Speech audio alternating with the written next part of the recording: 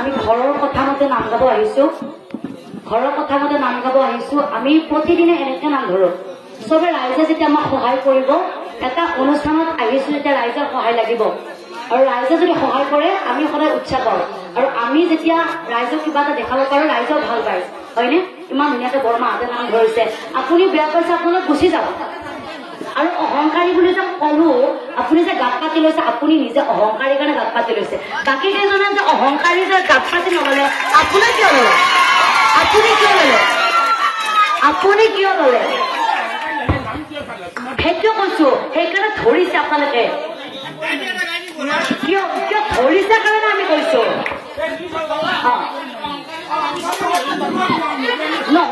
নহলে ধৰিব নহয় গুচি যাওঁ 100টা মানুহৰ ভিতৰত মই 10টাৰে নাম গাম 100টাৰ ভিতৰত 10টাৰে নাম গাম আপোনালোকে নাচালে গুচি যাওক আমাৰ নাম গাব দিছে এটা মানুহৰ নাম গাম আমি ৰাজৰ ভাল অনুষ্ঠান নহয় ঘৰৰ অনুষ্ঠান